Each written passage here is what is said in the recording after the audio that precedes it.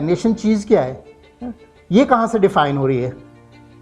तो ये भी यूरोपियन हिस्ट्री और यूरोपियन सोच डिफाइन कर रही है कि country, nation, nationalism, sovereign state. ये सॉवरन स्टेट का आइडिया क्या है? 1648 में ट्रीटी या पीस ऑफ वेस्टफेलिया हुई। वेस्टफेलिया के बारे में कितने लोग जानते हैं? थोड़े, ठीक है। तो इसमें क्या है कि यूरोप में हो क्या रहा था?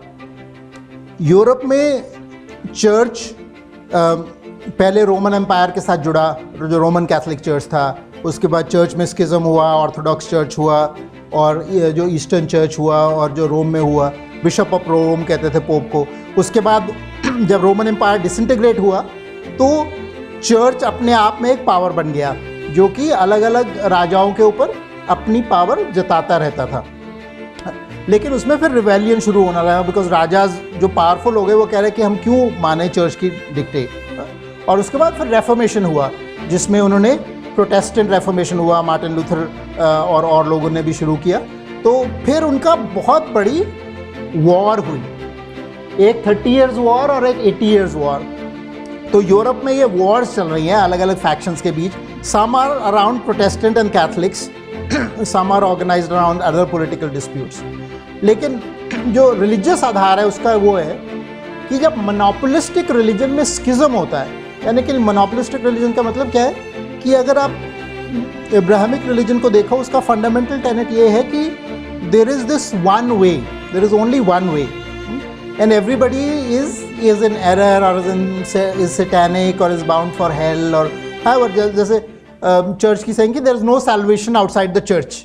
This was the one of the dogmas of the church, there is no salvation outside the church, यानी कि अगर चर्च को नहीं बिलोंग करते तो आप हेल में जा रहे हो, आपकी हो भी नहीं सकती। तो उसमें क्या है कि जब आपका स्किज्म, तो चर्च ने हेरेसी बनाई थी। हेरेसी का क्या मतलब होता है? हेरेसी कौन जानता है? हाँ, या गोइंग अगेंस्ट। तो पहले बात तो क्या हुआ कि चर्च ने कहा कि ये बाइबल आधार है, लेकिन उन्होंने कहा कि बाइबल की इंटरप्रिटेशन भी वही हो सकती है जो हम बोलते हैं। हेरेसी का रूट वर्ड जो ग्रीक से है वो है to make a choice. So to choose for oneself was the greatest crime. You could be punished to death for choosing how to read that text. It's not just कि Bible है, आप इस book को मानना है। उस Bible की interpretation क्या होगी अगर चर्च ने उसको एक तरह से इंटरप्रेट किया है और आपको नहीं ये तो गलत लग रहा है, इस तरह से इसका मतलब ये है, तो then you will be punished by death, because the church's interpretation is the only valid interpretation. और इसमें फिर चर्च में, I mean church was basically a political organ with the Roman Empire, so a lot of crime, corruption, I mean murder, all this is very routine in what is happening in the church, so Martin Luther challenges it on the basis of biblical authority. वो कह रहा है कि Bible is the main authority. If you think about it, it's actually a fundamentalist movement. Protestantism is where the fundamentalisms in Christianity also. Fundamentalism means you go back to the fundamentals of the Bible. So the Bible is going to be the authority. A lot of the evangelical movement today is actually Protestant. So it's not like one is like more open-minded versus the other. So they both, वो church कह रहा है कि हमको authority आई है because Saint Peter ने church establish किया है, जीसस ने चर्च एस्टैब्लिश किया है, हमारी अपोस्टोलिक अथॉरिटी है, उससे हमारी अथॉरिटी आई है, और पोप जो कह रहा है वो इनफैलिबल है। प्रोटेस्टेंट्स कह रहे हैं कि नहीं हम पोप की अथॉरिटी को नहीं मानते, जो बुक में लिखा है वो इनफैलिबल है।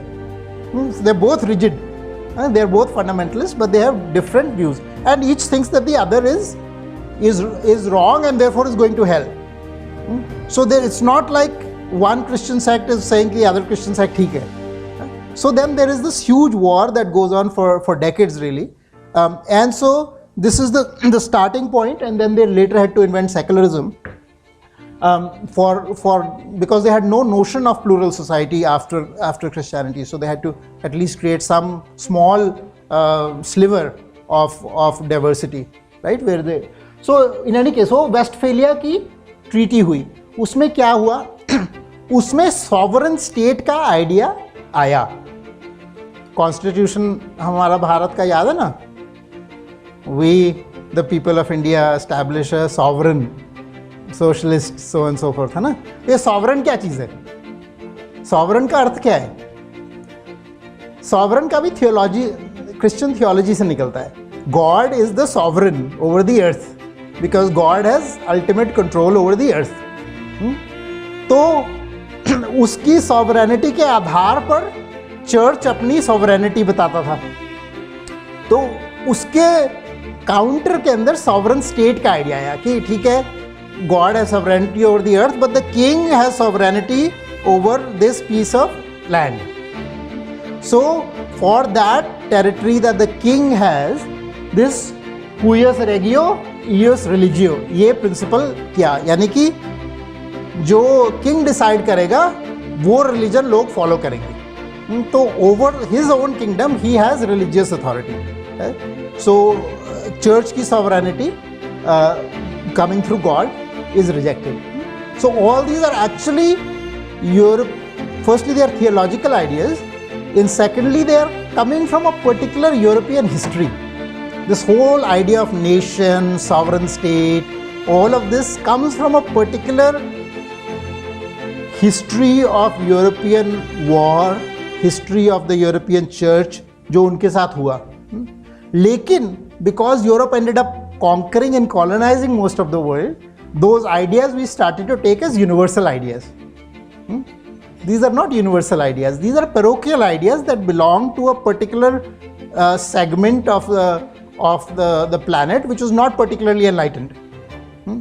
They were in this state of dealing with this religion which had actually completely curbed their ability to think and so on and so forth, and they were trying to find a little bit of a way out of it. So ये Westphalia की peace हुई और उसी के आधार पर that उसको modern nation state का स्टार्टिंग पॉइंट मानते हैं. Treaty of Westphalia is the starting point for the modern nation state. So ये हम जब भारत में भी 20th सेंचुरी में ये नेशनलिज्म वगैरह की डिबेट हो रही है, सावरकर लिख रहे हैं नेशन क्या है, ये कहें, ये सब की सब यूरोपियन थ्योरीज से ही सम वे और the other they are engaging और एंटैंगलिंग या फंसे हुए हैं. And this is true of the right and the left. We are in some ways completely still stuck in the European theories and we haven't really able to come out of it. The thinkers on the so-called right and the left. So in that is the context in which the debate for nationalism is happening in India. Two nation theory, nation क्या होता है, nation religion से defined होता है. ये देखो cuius regio ius religio, यानी कि king define करेगा religion. So now is the nation going to be defined by religion? What is a secular state? All these are European debates. And finally they Treaty of Westphalia said कि ठीक है king religion define करेगा, लेकिन हम सिर्फ कुछ minority religion है उनको मारेंगे नहीं, उनको कन्वर्ट नहीं करेंगे, लेकिन डिफाइंड माइनॉरिटी रिलीजन यानी कि 3 ही हैं जो कि Catholicism, Lutheranism and Calvinism. Calvinism and Lutheranism are both Protestant schisms, sects and Catholicism. ये इन 3 रिलीजन्स को मान्यता देंगे और अगर कोई इन तीनों में से किसी एक का है तो हम उसको मारेंगे नहीं उनको. लेकिन अगर कैथोलिक स्टेट है तो प्रोटेस्टेंट्स को घर में वर्शिप की राइट्स होगी, public rights might still be curtailed and vice versa. So this is where the whole tying a religion to a nation, all this comes from the Western history of this, and also of religious monopoly. Because see, in the monopolistic religion there is no truce, there is no theological truce which is possible.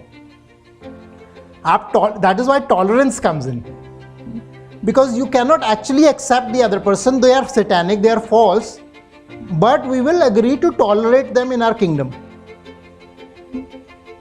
Even though we think they are going to the devil, but we will tolerate their existence. We are not going to. Again, these are completely foreign concepts to India. Like they make no sense whatsoever, because this is not how we operate.